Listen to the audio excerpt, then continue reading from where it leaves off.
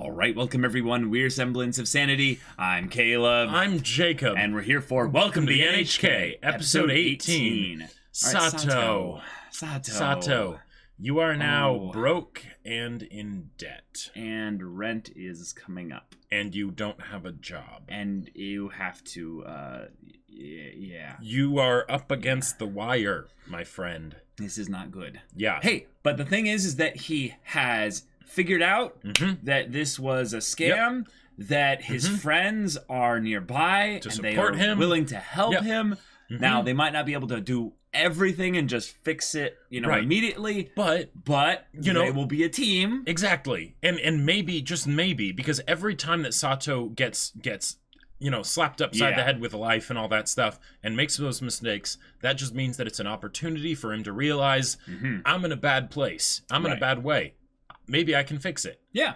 So. And thankfully these, two friends he's got in his life here are not, in as bad of a place as he is in certain ways. So if it came down to, you're getting kicked out of your place and you don't even have a way to, put all your stuff somewhere, I'm sure Yamazaki would even be able to be like, okay, well, we can put your stuff in some bags, put it underneath my bed, or put it, in this corner of my room or what have you. Sure. You can, maybe temporarily stay, on the floor in my place for a little bit. Right. They'll figure something out. And Misaki can end up, talking to maybe her her aunt's cult group or what have you that they're a part of, and maybe they could do something there. Right. We still don't know too much about her situation. Yeah, I feel like they're the final boss of the probably of the weird society group that will be like, we'll help you, Sato. Right. Well, and also potentially her dad or whoever it is that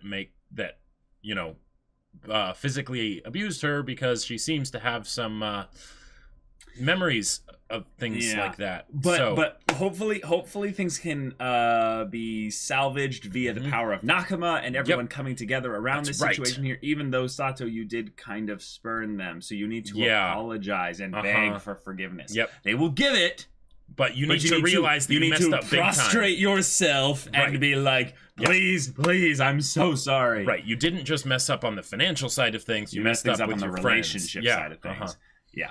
But hey, it's the only way you can go up. You can only go up from here, right? Don't jinx it, but let's hope so.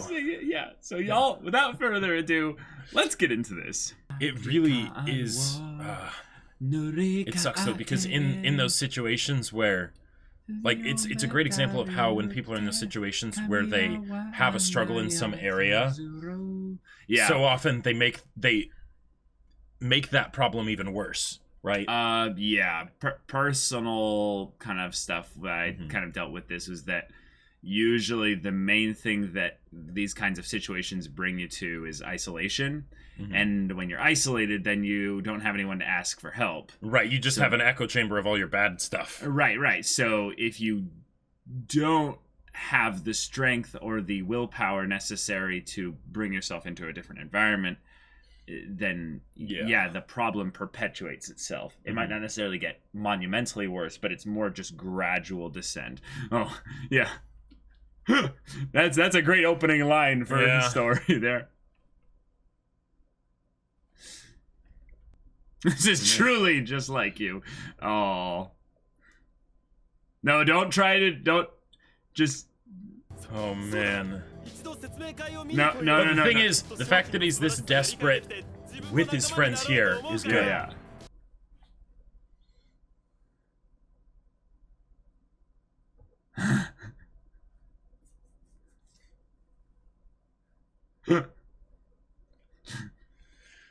Oh. Wait. Is that what her aunt does? Maybe. Oh, wait. Oh, the group that they. Oh wait, no. She knows a book that helps in this specific side of things here. Maybe. Possibly. Whoa! Oh, she's studying. What is going on here? Whoa! Prepped meals? What? Well, that was what she made for him. Oh yeah, that's right. She did. Yeah, you didn't notice how clean everything is? Yeah. Oh, okay, okay, good, good. Yeah. Oh. No. Oh, no. Bite the bullet. No. No. Nope. You can't even talk to people outside your apartment. Yep, exactly. Yeah. Good. Listen to Yamazaki, yeah. Yep. Oh, what? Understand through manga how to deal with pyramid schemes? Is that what that said? Maybe?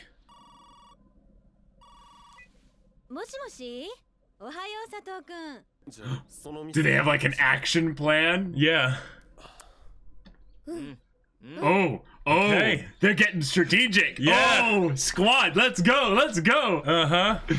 So they'll have like a cop like sitting on the side, like waiting. I don't think a cop could do anything about No, of course not. Oh, you're not alone here. Yep, exactly. Yeah, but this is, yeah, he's having a panic attack, yeah. Yes. Really bad.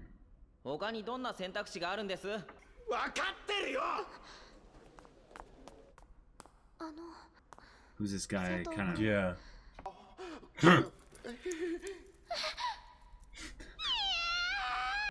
Okay, that's all it was. Okay. Now he's holding Yamazaki's holding it for him. Yeah, that's really nice of him. Yeah. すごいわね、佐藤くん。もう二人もリクルートしてきたの？クリーニングオフに来たんです。クーリングオフです。わかったわ。解約手続きの書類。後で郵送する。何？あ、いや。こういうのってもう少しごねられるかな。私たちはきちんとした理念に基づいて活動してる。Right. No, it's more certainly like... didn't seem to be the other night. Yeah. Oh, going this angle. Wow. Yeah. インスタント中心? Oh no! She's got another one for him! やっぱり. Oh no. Watch her get all three of them now. Oh wait. Oh no. Oh no, Jacob. She's this good. But if she was that good, she wouldn't have freaked out the other night. The spinning bit. Yeah.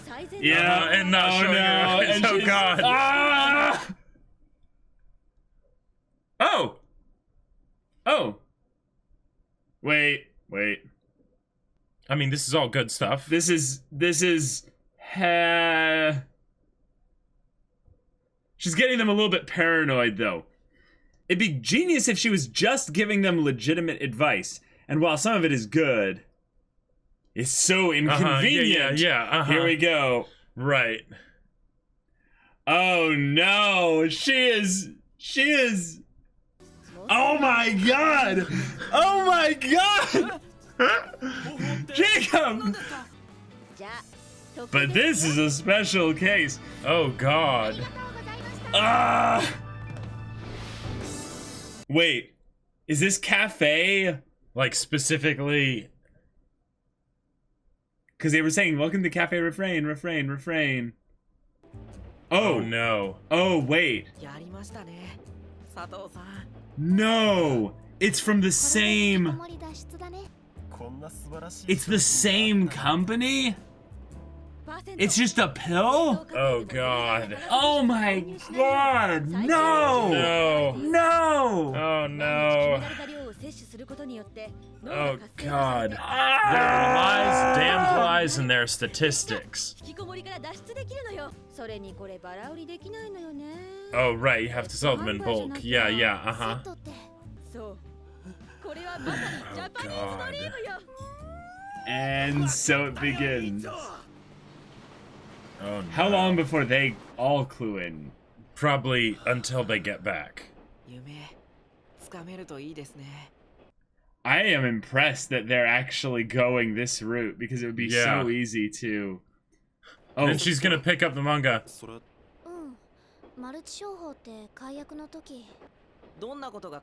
That they'll try and sell you on other stuff.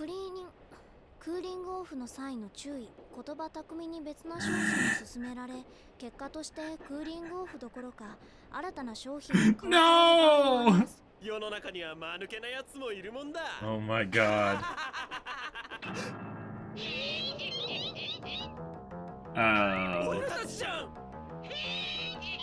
So, go back again.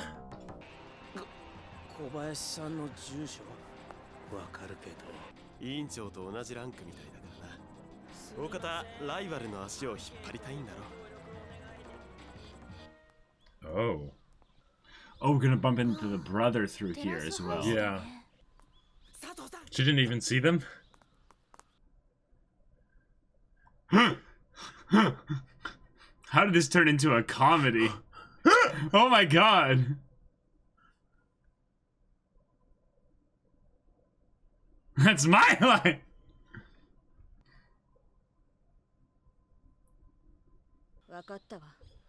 Oh.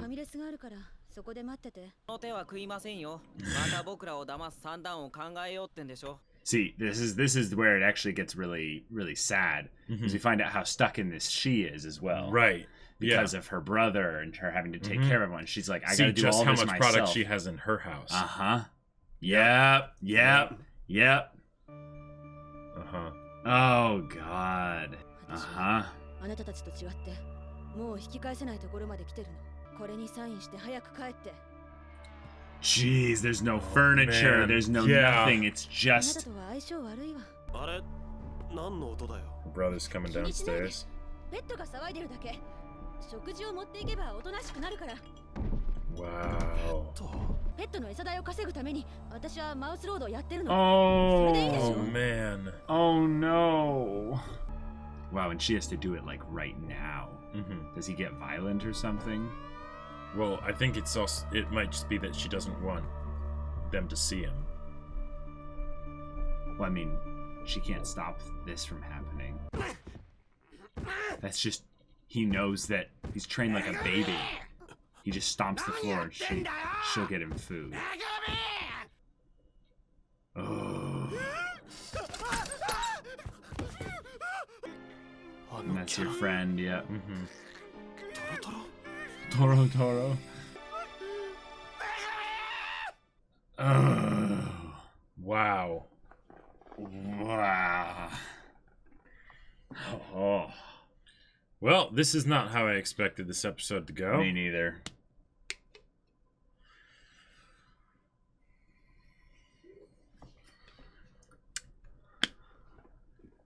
Oh. What? Oh, I was just thinking about how we originally put this on the wholesome, fluffy fun poll.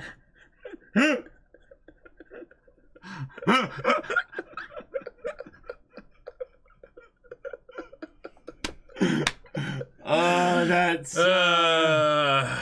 funny. Yeah. All right. Oh boy. Well, we've gotten into Kobayashi's house, and we Kobayashi, impossible situation. You know. Wait, what is that a reference to? Kobayashi Maru. You know. Oh, Kobayashi. Yes. Gotcha. Star Trek. Yeah. Yeah. So she's in too deep. Yep. And this is one of those scams where they make you buy products that you're not actually going to need. So she's got like some kind of monthly uptick that she's needing to do in order to maintain her member status. Right. So she's not able to sell the products that she's not using, you know. And then it ends up with her just end up oh boy. Yeah. Oh being boy. stuck like this. And because she probably doesn't have a regular job. Well, she might actually. She might have an additional job, and it's still an expense that doesn't lead to anywhere, so it's basically her just burning cash. Right, and if she doesn't have a job, then that makes it even worse, because then she's on a time limit, just like Sato is. And the thing is that she's she's probably actually chipping away at it bit by bit. The fact that her brother clearly doesn't work, right? Clearly doesn't work, and that this is an established ecosystem, essentially. Yeah, it means it's been going on for quite a while. It's been going on for quite a while, and that either means that she is running out of time, or that she is actually managing to scrape by doing it in this desperate way. Just barely, right? Just barely. And that's probably the only thing that's keeping her going forward, is that maybe, yeah, if I trick enough people, if I, get to do all these things. Tap into the... Yep. I randomly misconnected through an MMO that my brother plays, that my old high school classmate who became maybe a hikikomori. That would be a very easy commission there. Boom. Done. And now here we are. And they might even be able to help her. And while it would be cool, actually, to bring her into the group of characters as the bunch of people that are all messed up and, didn't really get, to do life in the way that most everyone else did, because they got roped into some pattern of behavior that left them a victim in a lot of ways. Right. So she's in a bad place. Yep. But Sato and company are squatting up. They are working together while they are failing together. And they're doing it together. They're doing it together. That is the important thing here. Right. Yep. I found it so painful to be like very quickly to be like, oh no, I've seen this before. No, don't do it. Don't do it. So we mentioned in the previous episode that Jacob and I have both been involved in MLM kind of situations and stuff like that. Thankfully, we weren't in one where we had to actually buy the product and then sell it to people. Yeah, we just had to say hey, if you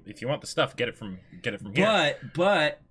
But I have seen situations where it was like that. One of the examples that I remember, it was some kind of beauty product or what have you, and I went over to some family friend's house or what have you, and there was this closet that I wasn't supposed to go in, and I asked my friends who were the kids there, and I was just like, well, why can't we go in there? I'm like, well, that's where mom keeps all of her insert company name stuff. And I was like, what do you mean? I'm like, yeah, she buys way more makeup than she could ever use. And that's the gist of what I remember. But the way they described it, it wasn't like a few boxes in there. Right, it's we don't talk about this kind of a thing. It was an awkward truth. And there was something really chilling about it that I don't even really remember the details of, but I remember getting this feeling that when the dad came home from work, that he had this look of right, because he probably didn't have the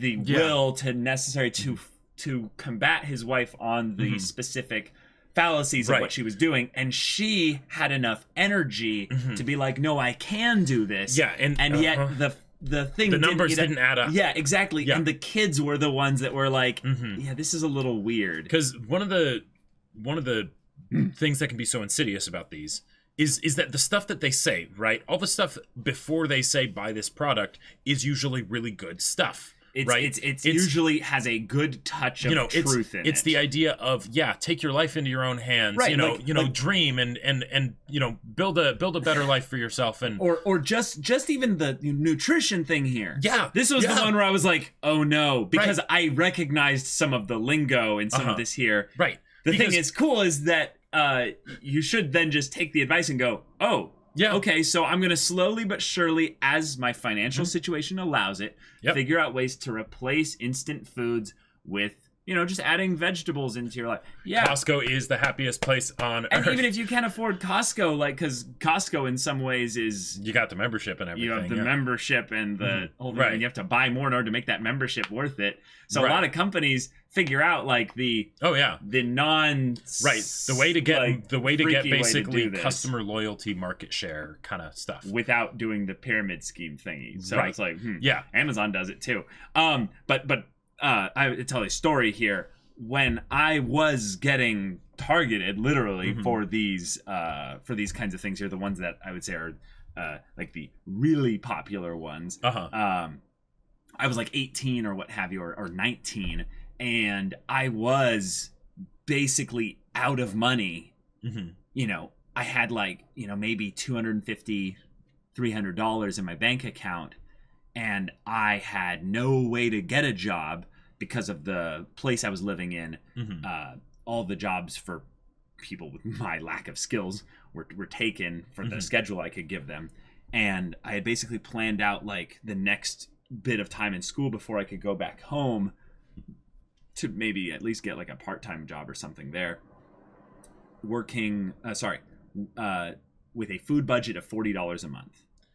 And there was this place, exactly. There was this place called Winco, which was basically Costco without the membership, because it was an employee-run business. That company saved my life basically down there, because I mean, not my life, but it actually gave me the ability to get affordable food that wasn't just top ramen. I went to a Winco the other day. Yeah. And yeah, it's, you know, it's wonderful. It's pretty amazing. Like, yeah. You can get affordable bulk, like, you know, decent food, like rice, you know, and and beans and stuff that, you know, is not going to taste great. Yeah. But at the very least, it's going to, you know, give a kid with a huge appetite the ability to survive. Yeah. And, you know, and then eventually getting like the cheapest eggs I could, like a ton of them, you know, at a time. And then portion sizing everything, making casseroles and then cutting squares out of the casseroles for specific days of the... Sure. You do what you can. Yep. But there are so many points where in that situation because there were 2 times where people came up to me and approached me and stuff like that, and I only really went into one of them. The other one I basically like, nope. Was that they never really looked at my talents, financial situation, skills, or anything like that seriously and said whether or not I could do this. Right, whether you'd be good at it. Or, yeah. And I like that this show is basically saying, this is someone who would be the worst, even if this was a legitimate business. Right. Even if it was just a sales thing of, oh, we just need you to be a salesperson, which is basically what it is. Right. There was no evaluation of that. It was that's how you know that kind of a thing is a scam. Because there are the people out there, like we mentioned this in the previous video, there are people out there that would be able to do something like this and actually do it the right way. As long as the company was good. As long as the company's good. Which is like a 1 out of 100. Yeah, you're really narrowing down a lot of the variables here. And this is the thing. It's most of the companies are so bad. These types of little manga things that Misaki had here, I'm like, yes. Right now, it's just Reddit. You can just go on Reddit and they'll list out exactly how you can tell if you're getting into a scam. Right. And it's very easy. The internet makes it amazing that, you know, while these types of companies flourish with the internet, they also get completely axed by the internet. Oh yeah, it's wonderful. So I mentioned that I did one of the Tai Lopez programs, right? Oh right, yeah. So when I was on there, it was during like a Q&A part, and I actually got a question answered. That was, how do you feel about network marketing? And the answer was, it can be an okay place to start, but it is a bad place to end up. And what does that mean though? Unpack that. Basically, well, that was just the only answer that it was. It was a very short sort of trite That seems answer. like a very like attempting to be diplomatic, you know, but then also saying like avoid it. Right. Like because there could be some things that you will learn from it. Right? But you're going to lose money. Well, right. That's short of it. Treat it as basically paying for an education in... and how to not do things in the long term. Well, right. Because there can be some things where it's, you know, they can teach you good lessons and stuff. Yeah. Going to the library and reading about 10 books on the subject of business might give you the equivalent education of going into a network marketing company for a few months. And I will say, though, there is something about actually... the emotional pain. Well, there's a difference between reading about something and actually like trying it. But yeah, it's I know what you mean. There's an aspect of failing that is somewhat necessary for people to have that emotional connection with the idea of making mistakes. Because I would say making a mistake and making an error in judgment, basically failing, the equivalent. Yeah. We shouldn't ever have a fear of failure. Right. Because a fear of failure isn't necessarily a fear of actually running out of, like, say, money or even running into a situation that's a Kobayashi Maru. It's more of the fear of the feeling like a failure. Right. Exactly. And you shouldn't ever be afraid of that. Right. And what I was trying proudly to get at, go back and return your products. Exactly. Proudly go back and return your products. And in the example that you were talking about of the family, and what I'm guessing that ended up being is that because there was the company talked about the good stuff, trying to take your life back and live free and all that stuff, right? That was something that the person ended up being like, yes, I want that. Their identity was wrapped up then not just in obtaining the desirable outcome, but that this was specifically the way to do it. Yeah. And that's where it gets real wrong. Dangerous. Yeah. That's where it gets bad. Yeah. Because then I'm sure the husband did talk about it and say, hey, this is good stuff. This isn't the way to do it. This isn't working. You tried it. Awesome. Yeah. Try things, right? You never know what'll work out. But you tried it and it's not working. Let's stop. And it's no. I have to keep doing this because if I don't, then I'm basically saying that I'm a failure at life. I will never be able to, live my dreams, and I'll be stuck at a boring job that I hate for the rest of my life. But there are things that go beyond the emotional side of things. Are just basic, I would say, common sense. Like, don't go and spend money for a thing that you're not actually going to get some value out of. Right. And definitely don't just in general, don't go into debt, but especially not for something where it's untried waters.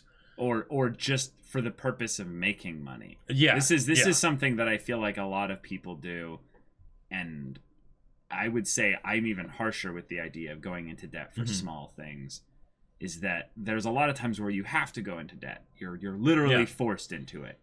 But I would say short of that, only choose going into debt when it's for something that has such a huge value and importance for, I would say, not even just you, but for you and loved ones.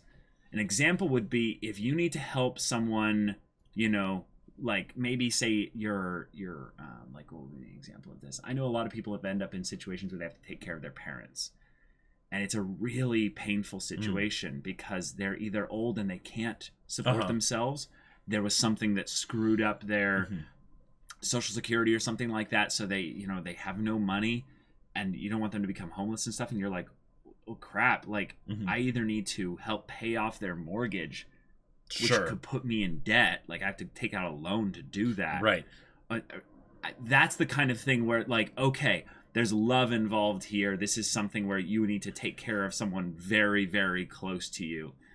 Then maybe, but I would even say don't do that. Okay, but this is me talking here. I don't care what your thing is here. I'm saying that don't go into debt for buying a TV. Don't go into debt for buying a car. Don't go into debt for buying a business opportunity. This is just a Caleb does not advocate going into debt in general kind of thing. Yeah. Because usually it's for something that you don't actually really need or is not actually that valuable. And it's not just about the money itself or the principle of, only spending the money you have or whatever. Right. But compound interest is, Einstein said compound interest was the most powerful force in the universe, right? Maybe he didn't actually say that. He could be wrong. I don't know. But compound interest is stupid powerful, right? You don't want it working against you. You don't want it working against you because that gets in a bad way. And going into debt for something like this, that's even worse because then you're also continuing to, there's the whole sunk cost fallacy and you continue to spend money that you don't have. Hey, tying back into the whole MMO mini arc that was right before this, the MMO genre is based around the sunk cost fallacy, definitely, like psychology. So when someone gets really into an MMO and spends a lot of time in that MMO, and let's say that MMO has been around since 2004, I don't know what MMO I'm talking about, then you realize that you've been paying $15 a month for, 12 years or something like that. I don't know what MMO I'm talking about. Then you're like, well, another better MMO comes out, which is just another addiction waiting to happen here. Yeah. But like, I've been invested in, this EverQuest type thing. Sure. Well, and not even the amount of money, the amount of time. At the time, yeah. Like. It's the same thing with any kind of hobby or something like that. In a lot of ways, I have this with regards to Ultimate Frisbee. But Ultimate Frisbee is one where I genuinely like having connections and stuff like that. And then there's also the health benefits of running around and having that kind of a sport and things like that. But I don't go and learn soccer, even though I'd actually be pretty good at soccer. Because I have the sunk cost thing into Ultimate Frisbee. And just because you've been doing something for a long time, that doesn't mean that, it's automatically a sunk cost fallacy or whatever. But when it's something where you don't really want to be doing it anymore, but you feel like you kind of have to because you might as well. You already did everything else. Yeah. Oh, boy. Yeah. Okay, so this episode ends up with our squad getting scammed again. Or no, now they go together, and then they all get scammed together. Right. I love that it happened because we get to see how insidious it is. Yes. I love, though, how quickly we went to her place, got this whole thing rolling, and now we get to see how pathetic and depressing this is. Yep. Because it's not just that she bought all that extra product. It's that she has a brother that she feels so, I'd say, tied to, that she can't just abandon him. She can't just kick him out or something like that and force him to fend for himself. She has maybe almost a little bit of that that internalized self-hatred because of her frustrations with her brother, that maybe she liked scamming Sato. Maybe the idea of someone who reminds her so much of her brother is like her way of, getting vengeance in a way on her brother and being like, you should shape up. And it's like, there's a whole mess of complicated emotions that are swirling around here right now. And the fact that we get to peek behind the curtain is so good. Because I love it. Because that's probably what it is for a lot of people. It's probably what it is for a lot of people. This is the one that I used a lot when people were trying to tell me about when they were getting into their MLM thing. And they'd always tell me about the dumbest superficial things. Like, he drives a blah, blah, blah, blah, blah. Their house is a blah, blah, blah, blah. And I would always ask them, I'm like, so like, when they pay off all the debt they incurred in order to get that? And they're like, the what? I'm like, that's cool. Like, and they wouldn't know, right? Because you don't talk about how much you owe on your mortgage or your car or whatever. No, right? But I mean, they're more than happy to be like, show me your checking account to make sure that you there's a way that we can exchange the costs of the things you're already purchasing to do this here. I'm like, yeah, show me your bank account. No. Right. Yeah. I'll just say that one is, because this one is very popular among a certain, like, I would say 2 of the big network marketing companies. You use that line, completely ends the whole thing. They're like, bye. Yeah. Well, and I think that's probably why people usually will not say like, show me your bank account, but like, what's your budget? Like what do you spend? No, they can just lie though. Oh, sure. You have to show me the hard brass tacks. Oh no, I'm not talking about what you ask them. I'm talking about what they ask the person they're trying to get into. Oh, it's right. Well, you see, if you do this, then you're not really spending much more. Yeah. Yeah.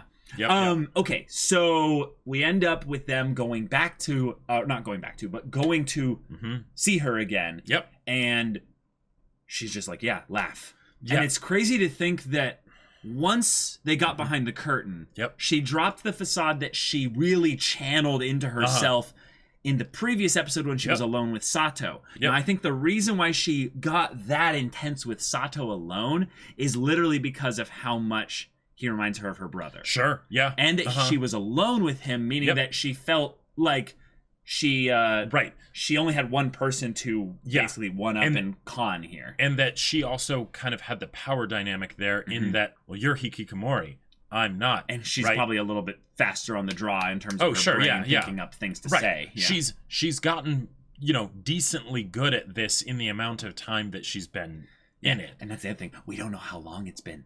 Oh, this could have been a long time. But judging by those boxes, I'm guessing it's probably something where she bought a box a month. Yep. Or 2. Maybe 2. Yeah. But yeah. Uh-huh. I would say it's been a year. I would say it's been at least a year. Yeah, but it could be more. It could be more. It could be more. And that's... Because it's been, 4 years since high school? I think so. Yeah, 4 years. Yep. So I would guess that about a year after high school was the earliest she would have gotten in. Right. But given that these companies, especially the really, really like scummy ones, they don't even last 5 years. Like they really don't. I would say it's been 2 years max. I would say. Yeah, I'd say it's been a year and a half to 2 years. And that's a probably pretty good estimate given the fact that she had the previous job, which and that's the other thing that I think is really important to bring up is that her situation sucks. It really does suck. She got seriously taken advantage of even before the MLM came along, right? Yeah. So that was something where she was in a bad way, she was desperate, and she felt like she needed to take care of her brother and all this stuff, and she had already been working on basically the promise of something that would pay down the line. I know somebody, a few people, but one person in particular that had the same kind of a thing, not the MLM, but the working for somebody. Yes. And they worked their ass off for this person. They were seriously dedicated. Their work ethic was insane, right? And they basically ran a whole restaurant for them. And they had like a few different restaurant chains in different locations. Yeah. I know this story. And they worked around the clock.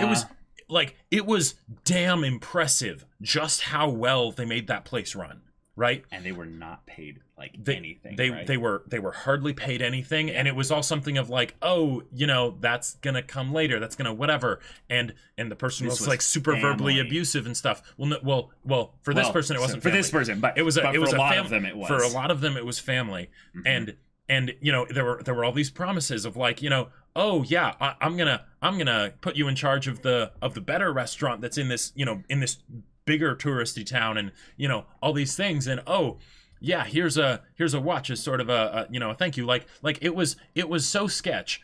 We were all like, by the time it blew up and everything, we were almost pretty sure that there was like some actual like illegal stuff going on in addition to the fraud and everything that was happening with the actual running of the restaurants and not paying the employees. Like it was bad.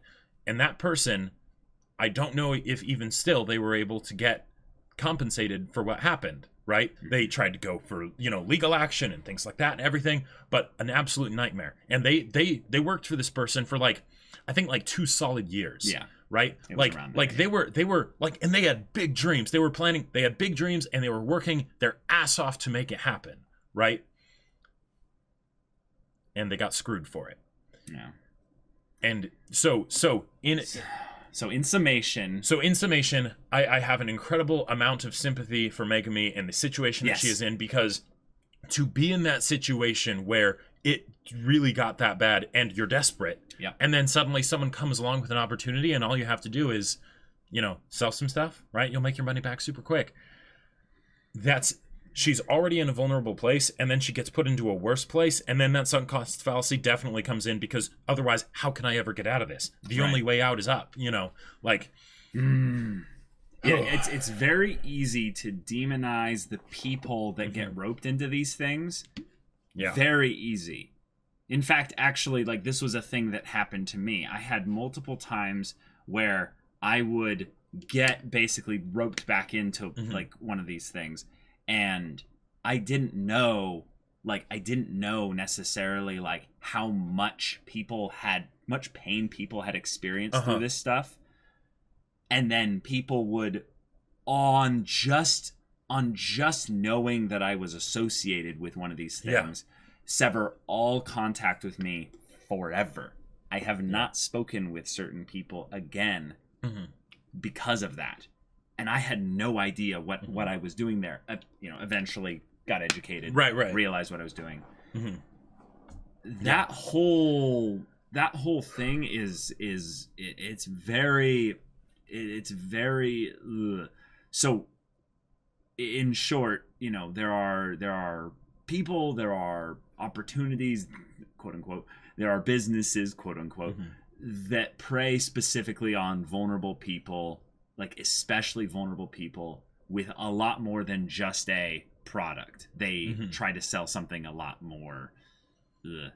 And I am with you, Jacob. I have a lot more sympathy for the kind of people that would get tricked into believing that kind of a thing is possible. And yet it's weird, because being someone that still did at least at least do one of these for a considerable amount of time, I do think that there are companies out there that are like the 1 in 100 or 1 in 1,000 or what have you, that are actually not bad. Right. There will probably be bad people in them for sure. Yes. And in some ways, that's the problem, more so than actually whether or not the company is bad, is that you'll get ones where it's like, oh, this looks actually decent.